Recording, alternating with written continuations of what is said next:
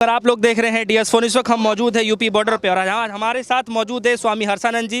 किसानों का जो आंदोलन है लगातार जब से शुरू हुआ है तब से किसानों के बीच ये जाते रहे हैं, किसानों को समझाते रहे हैं कि किस तरीके से ये आंदोलन चलेगा और आपको क्या करना है। तो हालांकि अभी यूपी बॉर्डर पे मौजूद हैं, अभी स्टेज संभाल करके आए हैं, किसानों को समझा करके आए हैं। क्या बातचीत हुई है, किस तरीके से समझा रहे हैं, क्या जनता को मैसेज देना चाहते हैं, ये बातचीत करते हैं स्वामी हर्षानंद जी से। कैसे देखते हैं सर कि 11 दौर की वार्ता विफल हो गई, अब प्रधानमंत्री मोदी जी ने अपना दिल का दरवाजा खोला, कह रहे हैं एक फोन कॉल की दूरी है, आप बात कीजिए, हम लोग बातचीत करने के लिए तैयार हैं। यहाँ तो नेट ही बंद है, उस गाजीपुर में नेट बंद है जहाँ से ये आंदोलन पुनर्जीवित हुआ। रॉकेश, रॉक है ना, चट्टाने, ईश मतलब ईश्वरी शक्ति, स्वयं भारत माता किसानों के माध्यम से इस आंदोलन को पुनर्जीवित कर रही है।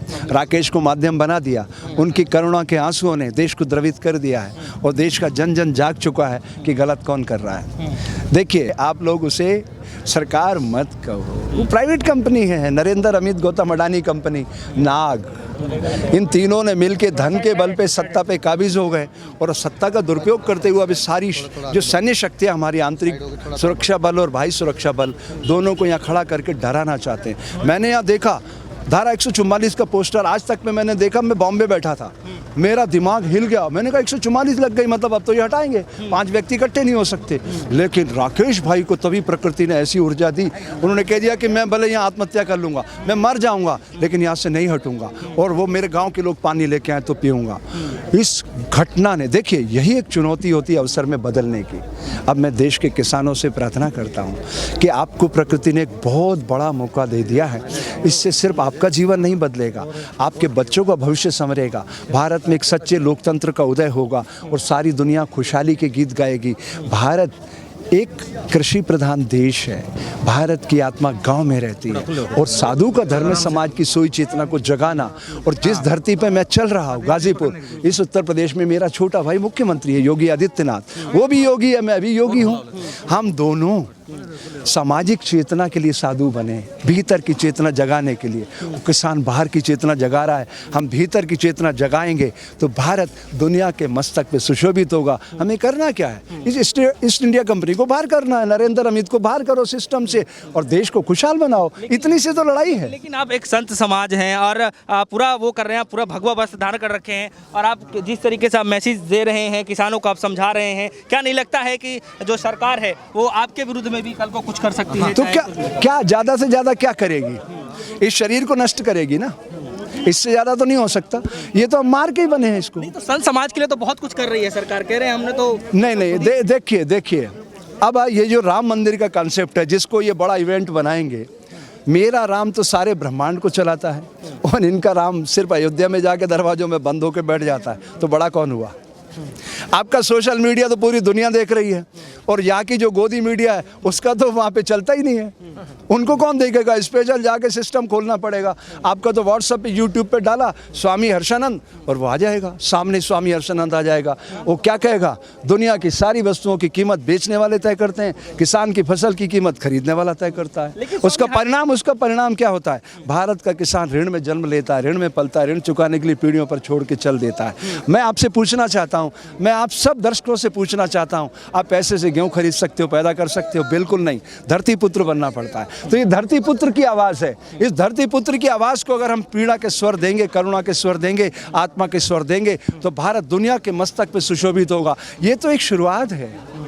वो जो नाग कंपनी है, नरेंद्र, अमित, वो तो खून चढ़ा हुआ उनके दिमाग में, खून पीने का स्वभाव है उनका। देखना, अगर हमने एक मौका दे दिया उनको, वो खून की नदियां बहा देंगे।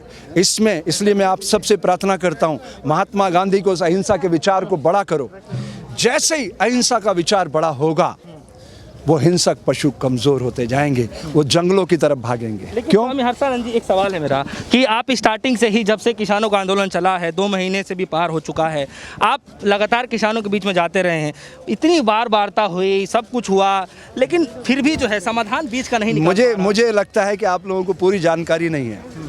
वो एक उसके चारण भाट से आज तक चर्चा हो रही है। नरेंद्र तोमर क्या है? एक चारण भाट है उन प्राइवेट कंपनी का। वो कृषि मंत्री है, वो कृषि मंत्री है। तो मैं उससे पूछना चाहता हूं आपके माध्यम से, वो बता दे सेव फल में मेल कौन सा होता है और फीमेल कौन सा होता है, बस इतना बता दे वो। ये जो सेव फल होता है ना, कश्मीर में पैदा होता है, इसमें मेल कौन सा होता है और फीमेल कौन सा होता है, आप लोग पूछिएगा उससे, नरेंद्र सिंह तोमर से पूछिएगा जो देश का कृषि मंत्री बन के घूम रहा है कि मेल और फीमेल कौन सा होता है, उसमें कलर क्या होते हैं। ये कलर की भाषा की दुकानदारी चला रहे हैं। ये सेफ्रॉन कलर सूर्य की पहली और अंतिम किरणें हैं, जन्म और मृत्यु का संदेश देती है जगत को प्रकाशित करता है सूर्य। उसकी किरणों को भारत के साधु पहनते थे, वो कहते थे सर्वे भवन्तु सुखिना, जगत के सब जीवों के कल्याण में हमारा कल्याण छुपा हुआ है। और ये खुले आकाश के नीचे मेरे देश का किसान दम तोड़ रहा है, आत्महत्याएं कर रहे हैं। शर्म नहीं आ रही इनको? ये लोकतंत्र बना रहे हैं, ये तानाशाही की ओर ले जा रहे हैं देश को। अगर देश में सच्चा लोकतंत्र लाना है तो आपको भारत की आत्मा की आवाज़ सुनना होगी। भारत की आत्मा धरती पुत्र है जो अपनी मेहनत के बल पर चट्टान की अट्टालिकाओं को फोड़कर धान उपजाता है, और जिसके बल पर हम इस धरती पे जीते हैं, प्राण लेते हैं और अपने विचारों को आपके सामने रखते हैं।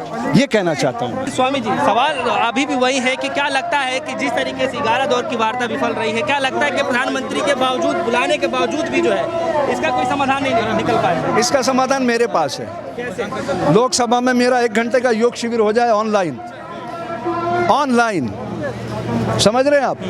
3 मिनट के अंदर इनकी औकात दिखा दूंगा तो तुम्हारा चरित्र कहाँ खड़ा हुआ है, तुम्हारे अंदर राष्ट्रभक्ति है कि देशद्रोह है, सारी दुनिया देख सकेगी मात्र 3 मिनट के अंदर। इस नरेंद्र को, अमित को मेरे सामने खड़ा करके सिर्फ एक पोस्चर करवाऊंगा, ट्री पोस्चर, कि आंख बंद करके नरेंद्र तू ब्रांड एम्बेसडर है ना योग का, मैं योग का विद्यार्थी हूँ। 3 मिनट आंख बंद करके खड़ा होकर दिखा दे जो ब्रांड एम्बेसडर है योग का। मदारी का खेल बना दिया इन्होंने लोकतंत्र को।